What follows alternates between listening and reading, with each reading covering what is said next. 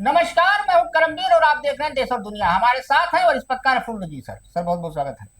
चार लाइन है। नमस्कार। कभी तो मिल, कभी तो मिल, पहली मुलाकात की तरह बिगड़ला ही रहता है हालात की तरह। वो एक शख्स जो लगता है जान से प्यारा, वक्त तो देता है मगर खैरात की तरह। अब सर, आज वो महाभारत में कर्ण बने थे, पंकज धीर। जी।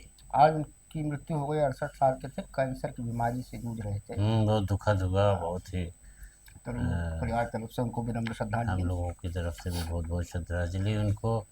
फिल्म इंडस्ट्री के एक अच्छा आर्टिस्ट खो दिया। हो। अब सर, हमारे यहाँ एक प्रेमानंद जी महाराज हैं। संतों में मुझे अगर कोई ठीक ठाक संत लगता है तो उनमें से एक प्रेमानंद जी भी है। कुंभ में पूरा बीत गया, स्नान करने नहीं गए। वो हिंदू मुसलमान के चक्कर में भी नहीं फंसते हैं, खाली राधा जी के भक्त हैं और प्रेम भक्ति भावना यही सब में बांटते हैं। सारे धर्मों के लोग को वो मानते हैं, उनको भी सारे धर्म के लोग मानते भी हैं। अब मानवता की जो बात करता है वो हाँ, मनुष्य उससे करीब हो जाता है। कोई आडंबर ज्यादा नहीं है, पैदल भी चलते हैं दोनों धर्म के। धर्म के आधार पर आप मिलेंगे तो वही हाँ धर्म के लोग आपको ज़्यादा मिलेंगे जिस जी। धर्म को आप पसंद करेंगे। तो उनकी दोनों किडनियां फेल हैं, डायलिसिस पे जिंदा हैं। तो एक इलाहाबाद के सज्जन हैं, सूफियान इलाहाबादी, उन्होंने मदीना से प्रेमानंद महाराज के स्वास्थ्य लाभ की दुआ मांगी। अब दुआ तो उन्होंने मांग ली, लेकिन उसके बाद कहानी शुरू हुई। हमारे यहाँ सबसे बड़ी समस्या यही है, जैसे उन्होंने दुआ मांगी और वो सोशल मीडिया पे उनका 1.25 मिनट का एक वीडियो वायरल हुआ, तुरंत फतवा जारी होने लगा, धमकी मिलने लगी, वीडियो डिलीट कर दो। अरे भैया, इंसानियत तो हर धर्म में सिखाई जाती है, चाहे वो सल्लल्लाहु अलैहि वसल्लम पैगंबर साहब रहे हों, चाहे वो हिंदू धर्म हो, चाहे वो ईसाई हो, चाहे बौद्ध हो। अब इस पूरे मामले पर ऑल इंडिया मुस्लिम जमात के राष्ट्रीय अध्यक्ष मौलाना शहाबुद्दीन रजवी बरेलवी ने बड़ा बयान दिया। उन्होंने कहा, इस्लाम रवादारी और इंसानियत का मजहब है। मौलाना ने सूफियान के कदम को इस्लामिक मूल्यों के अनुरूप बताया और कहा कि मैं भी प्रेमानंद महाराज के जल्द स्वस्थ होने की दुआ करता हूँ। इसी के साथ साथ बाबरी मस्जिद के जो वो थे पैरवीकार, तो इकबाल, उन्होंने भी दुआ मांगी है अपनी पत्नी के साथ। क्या कहेंगे सर? देखिए, इन लोगों का आप नाम ले रहे हैं, पैरोकार बता रहे हैं, इनका इनका कोई कौम में कोई बहुत बड़ा कद नहीं है कि ये कुछ बोलेंगे तो कौम के लोग सुनेंगे। हम्म, जहाँ तक मजहब की बात है तो इस्लाम ही नहीं, सारे मजहब हम्म, आपस में मानव सेवा परमो धर्म का संदेश देते हैं हम्म, कि आप मनुष्य हैं और मनुष्य के लिए जिए। हम्म, तो वो बहुत बड़ी बात होती है। हम्म, अगर प्रेमानंद जी से वो बच्चा, वो लड़का, वो सुफियान इतना प्रभावित हुआ उनके आशीर्वाद से, वो कहीं मिला होगा तभी तो कभी उसके मन लाजमी में बात है।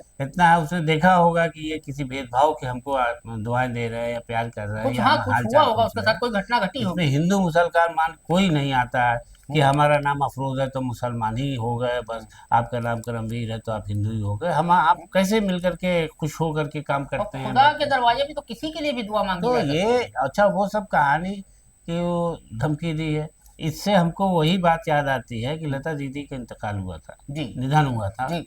लता मंगेशकर जी का। हम्म, तो सारे लोग गए थे, हम्म, तो उसमें एक सीन ऐसा आ गया था कि शाहरुख खान दुआ पढ़ के फूक रहे थे तो हम्म, किसी ने कहा थूक रहे हैं। हाँ, ये हमारे तो देश में तो होता है। ये हमारे पागलपने की कमी नहीं हमारे यहाँ। हाँ, सही कह वो रहे दुआ पढ़ कर फिर थूक रहे हैं, शाहरुख खान थूक रहे हैं। हैं। बताइए। है, हमारे यहाँ देश में मूर्खों की कमी नहीं है। गालिब एक ढूंढो हजार मिलते हैं। सर, अब एक खबर ये हम ही लोग उठाते हैं, इसके अलावा कोई उठाता नहीं है, यमन वाला। तो हमारे रात में फिर जहन में आया, एक दिन आपने कहा भी था हमसे कि पता करो। तो हाँ। निमिषा प्रिया वाला, निमिषा तो प्रिया हमने वाला। उसको सर्च किया तो कहीं खबर नहीं मिली। हम्म, फिर लास्ट में हमने ग्रोक अंकल से पूछा, हम्म, तो ग्रोक अंकल ने हमको डिटेल बताया हम्म, कि वहां की सुप्रीम कोर्ट ने हम्म, उसकी फांसी की सजा को रद्द कर दिया है हम्म, और वो जेल में ही है। हम्म, अब वही जो आप बता रहे थे ब्लड मनी वाला, हम्म, अगर वो दे ले गई जो उसके समर्थक हैं, तब तो वो छूट जाएगी, हम्म। नहीं तो आजीवन जेल में ही रहेगी। क्या करें? नहीं, देखिए, इसमें वही बात हुई है कि उसको कुदरत की तरफ से ये इंसाफ मिल गया हम्म, कि पहले तो उसकी फांसी उस दिन टल गई। हम्म, देखिए, ये सब ईश्वर का ही हम्म, कमाल होता है, उसकी ही कृपा होती है, किसी हम्म, पर तो ये सब हो पाता है। हम्म, उस दिन टल गई। हम्म, टली तो बहस में फंस गई हम्म, कि उसके घर वाले राजी नहीं हो रहे हैं ब्लड मनी लेने को। यानी जो खून बहा होता है हम्म, उसका, उसकी कीमत दो जो घर वाले हम्म, मांगे। तो उस पर जो है सजा माफ हो जाती है। वहाँ पर इस्लामी कानून में ये है कि घर वाले कि आप किसी का कत्ल कर दे या आपसे मर जाए तो अगर आप उसको उतना मुआवजा दे दें तो उसमें कोर्ट भी नहीं कुछ बोलती, वो आपसी समझौते से मामला खत्म हो जाता है। तो वही था इसमें कि इसने निमिषा प्रिया ने सेल्फ डिफेंस की कोई पता नहीं उसकी तरफ से वकालत की गई नहीं की गई, कि उसने उसकी जो कहानी बताई गई वो यही बताई गई कि उसका पासपोर्ट वगैरह सब उस आदमी ने जिसका जो मर्डर हो गया इसी ने किया, तो ओवरडोज से हुआ था। और हाँ वही बता रहे हैं। तो सब जब्त कर दिया था उसको, एक तरीके से अपनी बंधुआ वो करके उसका शारीरिक शोषण और ये वो सब करने लगा था, उसकी कमाई छीनने लगा था। तो देखिए ऐसा आदमी तंग आकर के कुछ न कुछ तो भागने का रास्ता निकालता है, वो भागना चाहती थी तो उसने इनको बेहोशी की का इंजेक्शन दिया, जो ओवरडोज हो गया उसमें ये मर गया। अब लाश छिपाने में ही फंस गई वो, कि जैसा उसने खुद कहा कि लाश के टुकड़े किए क्या किए, वो कहाँ ले जाके फेंका, बहरहाल वो हो गया। अब चलिए ये एक अच्छी खबर है कि फिलहाल यमन की हुकूमत ने उसको जो है फांसी के बजाय जो है जेल में रखा है, और भारत उसमें खबर में ये भी है कि भारत की तरफ से ये कहा गया है कि यमन सरकार तब तक की मोहलत दे इसको जब तक कि खून बहे का यानी वो जो ब्लड मनी है उस पर मामला तय न हो जाए। तो इस तरीके से एक राहत भरी खबर है इसके लिए। अब सर रोहतक में एडीजीपी पूरन कुमार की पहले आत्महत्या उन्होंने की, उनकी अभी भी डेड बॉडी रखी है पीजीआई में, 7-8 दिन हो गया, ना पोस्टमार्टम हुआ ना अंतिम क्रिया हुई। सेम उसी पैटर्न पर जो एएसआई थे संदीप लाठर, उन्होंने उस अच्छे साइबर एक्सपर्ट भी थे, उन्होंने भी खुदकुशी कर ली। एक 6.5 मिनट का वीडियो उनका है और 4 पन्ने का उनका लिखित है, और वो एडीजीपी पूरन कुमार पर आरोप लगा रहे हैं और डीजीपी कपूर को बहुत ईमानदार बता रहे हैं और उनको कप्तान रोहतक को बहुत ईमानदार बता रहे हैं।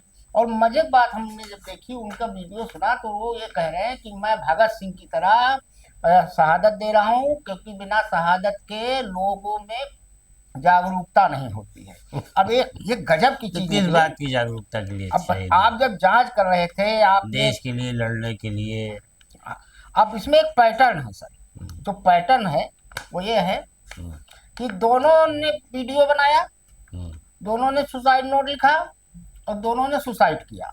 मतलब दोनों मामले में एक रुकता कहीं ना कहीं, ये बताना चाहिए। अब जो लाठर हैं वो जाट हैं। अब यहाँ एक खेल और हुआ, और जो एडीजीपी पूरन कुमार हैं वो दलित हैं। अब हरियाणा में हमने रेशियो देखा तो 22% जाट हैं। जाट में दलित हैं कि दलित नहीं, जाट ओरिजिनल वाले जाट। हाँ। तो 22% जाट हैं जिससे कम्युनिटी से लाठर बिलोंग करते हैं, और 27% दलित हैं जिससे पूरन कुमार बिलोंग करते हैं। अब मजे बात यह है, इनके भी घर वाले, लाठर के घर वाले भी कह रहे हैं कि अब हम पोस्टमार्टम तब तक नहीं होने देंगे, अंतिम क्रिया नहीं होने देंगे जब तक इनके पूरन कुमार की पत्नी को गिरफ्तार नहीं किया जाएगा। अब वहाँ मामला बड़ा फंसा हुआ है। देखिए कुल मामला उलझाया जा रहा है। ये मामला हमको बिल्कुल जो है उस तरीके के कभी कभी लगने लगता है जो वहाँ पर विमान हादसा हुआ था गुजरात में जा रहा था, कहाँ जा रहा था, लंदन जा रहा था, और वो उड़ने के कुछ ही पल में जो है सेकंडों में गिर के क्रैश हो गया। हाँ, खाली एक आदमी उसमें बचा। तो अब उसमें एक आदमी बचा था, तो उसके बाद तमाम स्टोरी चलाई गई। अचानक ये आ गया, जैसे ये संजय लाठर का मामला संदीप लाठर का बता रहे हैं कि वो एक ही उन्होंने अपनी जान दे दी और ये आरोप लगा दिया। तो उसमें ये था कि दोनों ड्राइवरों की बातचीत को बताया गया कि पूछ रहे यार तुमने ब्रेक बंद किया था, फ्यूल बंद किया था कि किसने बंद किया था इसका पेट्रोल इंजन के ईंधन। तो वो भी बात गायब हो गई, सीन से हट गई, और उसका आज तक रिपोर्ट भी नहीं और उसमें ये हुआ कि लोग चुप्पी साध गए। अब यहाँ पर ये मामला है कि संजय लाठर संदीप लाठर का अपने से सुसाइड करना, और 8 दिन में दोनों हाँ हुई है। तो लेकिन यहाँ पर एक चीज है कि अगर कोई व्यक्ति प्रेरित करता है कि अब तुम्हारे पास 2 ही रास्ता है, तो आदमी जान तो देखिए दोनों में से कोई नहीं दे सकता। अगर भ्रष्टाचार का आरोप होता तो आदमी लड़ता है, जान कोई नहीं देता। अब इसने वीडियो भी बना लिया, ये चीज नहीं समझ में आ रही कि वीडियो इसने किसके कहने बनाया या सच में बनाया, या जान देने के पहले वो बड़ा ही वो संदेश दे रहा है, उपदेश दे रहा है। हाँ, भगत सिंह का जिक्र किया, उन्होंने इसने के पूरन कुमार के जो गनर हैं सुशील को गिरफ्तार भी किया था। दूसरी चीज ये है कि अब इस मामले को टोटल ये उस तरफ ले जाया जा रहा है हम्म, कि जो आईपीएस ऑफिसर ने जान दी है वो भ्रष्टाचार के में आकंठ डूबे थे हम्म, और फंसने के डर से उन्होंने जान दे दी है। हम्म। और वो जो यही जान कर बताया रहा था। कि 2.5 लाख 3 लाख रुपया पर मंथली जो है हम्म, किसी शराब कारोबारी हाँ का। शराब कारोबारियों से लेने के लिए था और क्या था। तो यही कह रहा है कि हमी ने उसके खिलाफ जांच की थी, हमी ने उसको ये किया था और खुद जान दे दी। अभी नहीं समझ में आ रहा है किसने जब क्यों तुम जान जांच दी। कर रहे थे तो तुम पूरा करके उसको करते। जब तुम भ्रष्टाचार के खिलाफ लड़ रहे थे तुमने क्यों जान दी। और 8 दिन तक कुछ नहीं है बोले। हाँ 8 दिन तक कहीं इनका नाम और नहीं था। दूसरी बात ये है देखिए आप कि आला अफसर जो होते हैं हम्म, उनको पता चल जाता है कि हमारा निचला अफसर जो है ये करप्शन में ज्यादा है। हम्म, तो अभी तक तो ना तो वो शत्रु कपूर बोले, शत्रुघ्न कपूर, हाँ। शत्रुघ्न कपूर बोले हम्म, और ना कोई बोला। कप्तान भी नहीं बोला। कप्तान भी नहीं दोनों बोला कि छुट्टी चले आपके गए। खिलाफ इंक्वायरी थी, ये थी वो थी। वहां तो सिर्फ सीधी सी बात है कि साहब हमको जो है दलित होने के नाते हम्म। तमाम सुविधाओं से वंचित रखा जाता था और अपमानित करने की हर कोशिश की जाती थी। हरियाणा में एक और चीज हुआ है। 2023 में अनिल विज जब गृह मंत्री थे तो उन्होंने विधानसभा में 164 विभाग हैं हरियाणा में। हम्म, टॉप पे जो सबसे भ्रष्ट विभाग था हम्म, वो पुलिस विभाग ही था। और हम्म, पुलिस विभाग के खिलाफ सबसे ज्यादा जांच चल रही थी। हम्म, और मजे की बात है दोनों ही बहुत प्रतिष्ठित अधिकारी थे। हम्म।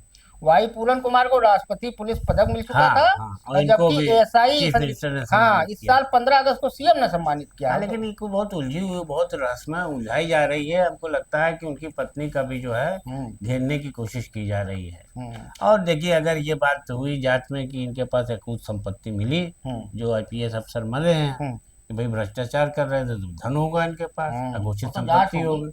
तो ये खाली इनके कह देने से नहीं ये होगा, इसकी तो जांच होगी तभी पता चलेगा। अफसर कल सुप्रीम कोर्ट ने तमिलनाडु में शराब घोटाला मामले में हम्म, तमिलनाडु राज्य विपणन निगम के खिलाफ तलाशी जब्ती या जांच सहित कोई भी दंडात्मक कार्रवाई करने पर फिर से रोक लगा दी। सुनवाई के दौरान सुप्रीम कोर्ट ने प्रवर्तन निदेशालय ईडी पर सवाल भी उठाया।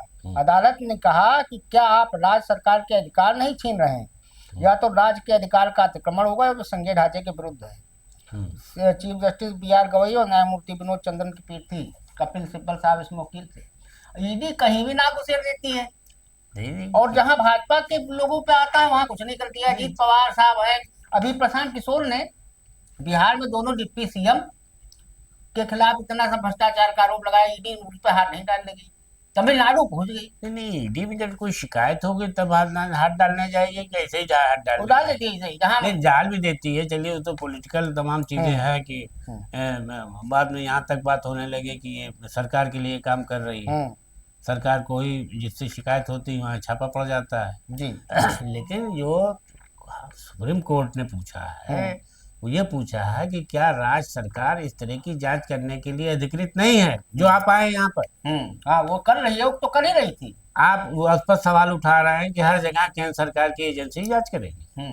जहाँ वो यही करेगी। ये कहा है सुप्रीम कोर्ट ने और पूछा है इनसे कि आप क्यों ऐसा करना चाहते हैं।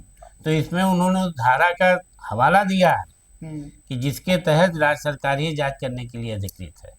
आप क्यों आ रहे हैं उसका उल्लंघन हाँ है। 66(2। आप कहाँ आपका इस तरीके से हस्तक्षेप करना उस संविधान के अनुच्छेद और उसके नियमों का उल्लंघन है। तो आप जो है क्यों ऐसा करना चाहते हैं, सवाल उठाए। अब सर दिवाली पर सुप्रीम कोर्ट ने दिल्ली एनसीआर के लोगों को बड़ा तोहफा दिया है। आज वो ऑर्डर रिजर्व था। कोर्ट ने दिल्ली एनसीआर में ग्रीन पटाखों की बिक्री पर लगी रोक हटा दी है और पटाखे जलाने की भी इजाजत दी है। सीजेआई राम भूषण गवई ने कहा कि कोर्ट में ने सॉलिसिटर जनरल तुषार मेहता और अमिकस क्यूरी के सुझावों पर विचार किया है, जिससे उन्होंने त्योहार का पटाखा उत्पादकों और लोगों को यह राहत देने की सिफारिश की थी। जी सर क्या कहेंगे।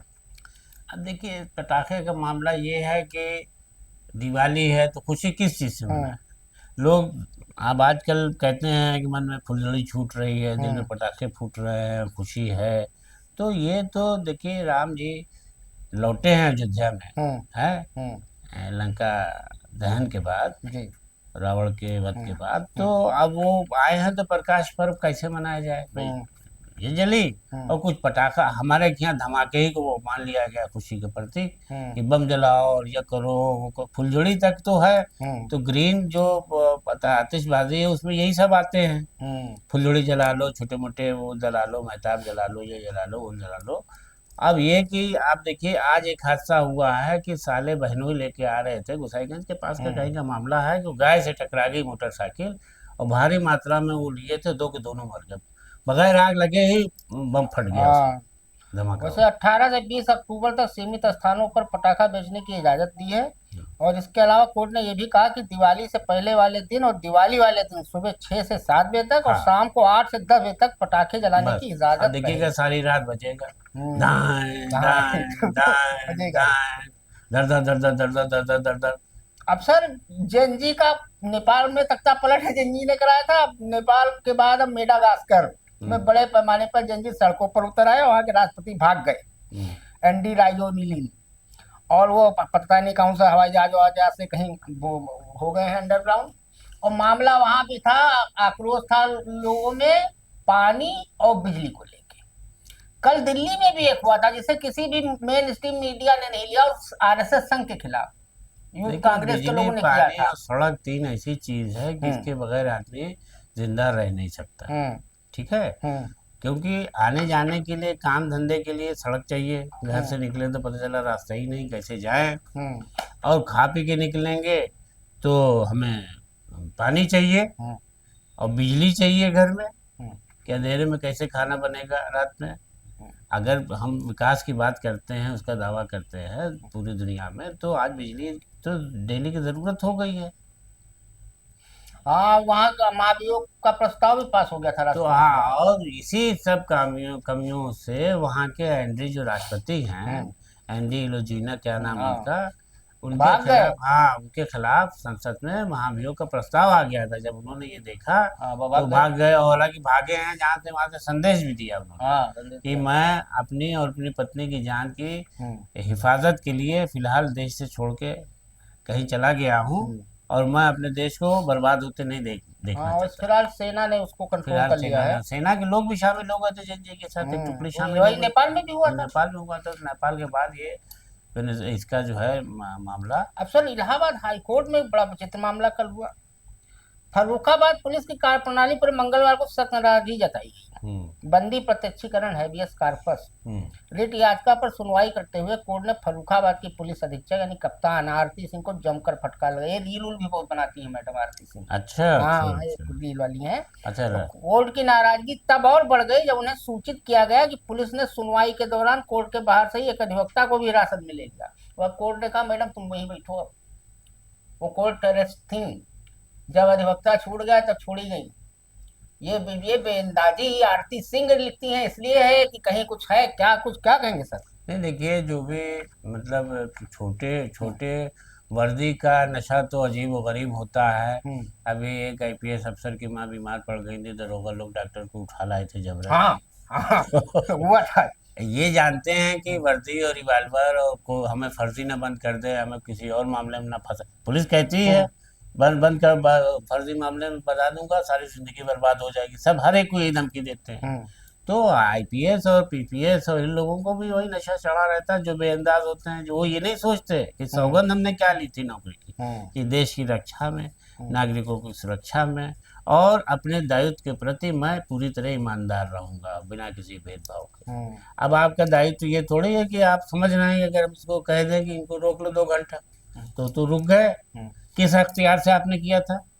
और ये मामला क्या था? हाँ, मामला प्रीति यादव, इलाहाबाद हाई कोर्ट प्रीति यादव की तरफ से दाखिल बंदी प्रत्यक्षीकरण याचिका पर सुनवाई कर रहा था। याचिका पर 9 अक्टूबर को सुनवाई के बाद कोर्ट ने फर्रुखाबाद के थाना कायमगंज के सचिव अनुराग मिश्रा, सीओ कायमगंज और एसपी फर्रुखाबाद को कल 14 अक्टूबर को व्यक्तिगत रूप से उपस्थित होने का आदेश दिया था।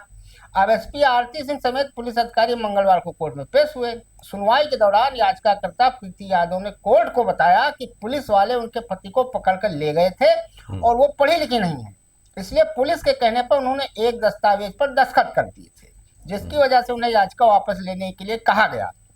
प्रीति ने यह बयान एसपी आरती सिंह की मौजूदगी में दर्ज कराया। सुनवाई के बाद कोर्ट को सूचना मिली कि एसपी के आदेश पर कोर्ट के बाहर से अधिवक्ता अवधेश मिश्रा और उनके बेटे को पुलिस ने हिरासत में ले लिया और उन्हें फर्रुखाबाद ले जाया जा रहा है। ये मजेदार बात हुई, कितनी मनबड़ हो गई मैडम कि कोर्ट हाई कोर्ट के बाहर से पुलिस हिरासत में ले लिया गया, उन्हें फर्रुखाबाद ले जाया जा रहा है। तो वरिष्ठ अधिवक्ता अमरेंद्र सिंह ने कोर्ट को बताया कि पुलिस को आशंका थी कि अवधेश मिश्रा ने ही यह याचिका दाखिल कराई है, जिसके कारण पुलिस ने 11 अक्टूबर को उनके घर पर धावा बोला और मंगलवार को कोर्ट के हस्तक्षेप से पहले उन्हें गैर कानूनी ढंग से हिरासत में ले लिया। कोर्ट ने इस पर सख्त रुख अपनाते हुए एसपी आरटी सिंह और पूरी टीम को तलब कर लिया। ये कहानी हुई थी सर। हाँ, नहीं देखिए वो तो उसके पति को पकड़ लिया, वो वहाँ कई दिन रखा, उसके बाद जब छोड़ा तो सादे दस्तखत कागज पर दस्तखत करा लिया। वो पढ़ी लिखी थी नहीं, पढ़ी लिखी नहीं थी और कहा था कि आप किसी तरह की याचिका वगैरह नहीं दायर करेंगे। तो वो वकील साहब जो थे को इसलिए पकड़ लिया इसमें कि उन लोगों को शक था कि किसी ने याचिका दायर कराई है, तो इसको भी सही कर दो। तो अब ये खाकी वर्दी का नशा वाली बात है कि बगैर किसी आरोप के आदमी को ले जाओ पीट पीट के, वो भी कोर्ट प्रोमाइसेस से। हाँ, कि गीदड़ से कहो कि तुम शेर हो, शेर से मार मार के हंटर कहो कि तुम गीदड़ हो, और इतना मार खाने के आदमी जो कहता है कि सरकार जो आप कहिए वही सही। अब सर एक बड़ा ही विचित्र घटना थी। पत्नी के प्रेम प्रसंग ने एक परिवार के बेटे की जिंदगी छीन। अगर पत्नी प्रेमी के संग रील बनाकर पति को ना भेजती तो शायद परिवार का बेटा जिंदा होता। ये व्यथा उसकी मां ने रोते हुए बताया। मामला एरवा कटरा के नयापुरवा गांव का है, जहां पर युवक का घर से 100 मीटर दूरी पर फंदे पर लटकता शव मिला। क्या कहेंगे सर? मंगलवार देखिए बहुत ही मतलब इधर हम लोग लगातार कोई न कोई खबर ऐसी पढ़ रहे हैं और प्रेमी के लिए करवा चौथ का जिसमें पत्नी जो है कहीं न कहीं पति के साथ कुछ ऐसा कर रही है कि अभी पिछले दिन किया तो 2 लड़कों समेत तो बाप कूद गया, प्रेमी के साथ भाग गई वो, और कई बार भाग चुकी थी, बना खिलाता था। अब ये मामला है, इसमें भी है कि इसका शादी से पहले ही से किसी से संबंध था अपने मायके जहाँ रहने वाली 8 साल पहले का था। तो ये अभी गई करवा चौथ पर के पहले, तो ये बगैर करवा चौथ में वो कहने की कि बेटे की छोटी बेटी गोद में लेके चली गई और वहाँ जाकर के उसने पति को संदेश दिया कि मैं अपने प्रेमी के साथ करवा चौथ मना रही हूँ, उसकी रील बना के बाकायदा डाल दी। अब जो पति ने देखा तो इतना ज़्यादा शर्मिंदा हुआ, इतना ज़्यादा उसको सदमा लगा कि उसने अपने फंदा लगा के जान दे दी। और उसकी माँ रो रो करके यही बयान कर रही है कि अगर इसने ये न भेजा होता तो आज मेरा बेटा जिंदा होता, उसने रील बना के भेज दी। अगर उसको जाना था इसको छोड़ करके तो बता के चली जाती, तो मेरा बेटा जीवित रह जाता। मेरे बेटे की उसने जान ले ली। तो बहुत दुखद। अब एक सर बड़ी यूनिक खबर है, दुनिया में अजीब अजीब तरह के लोग देखे होंगे आप लोगों ने। अब एक वायुसेना के रिटायर्ड शख्स हैं, उन्होंने अपनी खुद की शव यात्रा निकलवाई। बिहार के गया के रहने वाले मोहनलाल खुद का खर्चे पे मुक्तिधाम का निर्माण कराया था। इसी मुक्तिधाम के प्रचार के लिए उन्होंने अपने पुतले की शव यात्रा निकलवाई। 74 साल के मोहनलाल ने ये भी जानने की कोशिश की उनके मरने पर कौन कौन उनकी शव यात्रा में शामिल होगा, कितने लोग उन्हें देखने आएंगे और कितने लोग उनकी मौत पर मातम मनाएंगे। बताइए सर, ऐसे लोग भी हैं जो पहले ही प्री वेडिंग जैसे होते था, पहले अभी मरने की भी पहले रिहर्सल करते हैं। नहीं उसने जो है ये नकली शव यात्रा निकलवाई तो 6 लाख में मुक्तिधाम बनवाया था। तो उसने जो है वो मुक्तिधाम बनवाया था जहाँ पर बारिश में लोग शव का वो नहीं करा पाते थे, पूरा क्रियाक्रम वहाँ नहीं हो पाता था। तो उसने बाकायदा जो है मुक्तिधाम के नाम से एक वो बना दिया था। 6 लाख रुपए खर्च किए थे, तो लोग उससे प्रभावित थे। तो देखना चाहता था कि हमारे प्रति लोगों का कितना सम्मान और कितना हम पॉपुलर हुए, पॉपुलर है क्या है। तो उसने अपने मौत की खबर का ऐलान करके अपनी अर्थी निकलवा दी पुतला। अब लोग आए तो देख के बड़ा भावविभोर हुआ, तो खुश हुआ कि इतने लोग हमको मरने के बाद इतने आएंगे। लेकिन इस पर एक फिल्म आई थी रुदाली। हाँ, वो दिखाया था कि वो जो बादशाह है उसको लगता है कि जब हम मर जाएंगे तो रोएगा कौन। डिम्पल कपाड़िया थी। हाँ, तो उसने अपने महल में रुदालियां रखी थी कि जो रो के बयान करने का बड़ा अच्छा राजा था, बड़ा अच्छा था। पहले होती थी तो रुदालियां होती थी जो जब कोई घर में रोने वाला नहीं आता तो रुदालियां बुलाई जाती थी। तो ये इन्होंने खुद अपना तो ये वही सीन है। ये यूनिक चीज था। तो बस चलते चलते भैया 2 लाइन है कि कागज की एक नाव अगर पार हो गई, कागज की एक नाव अगर पार हो गई, इसमें कहाँ समुंदर की हार हो गई। क्या आज के लिए इतना ही। धन्यवाद।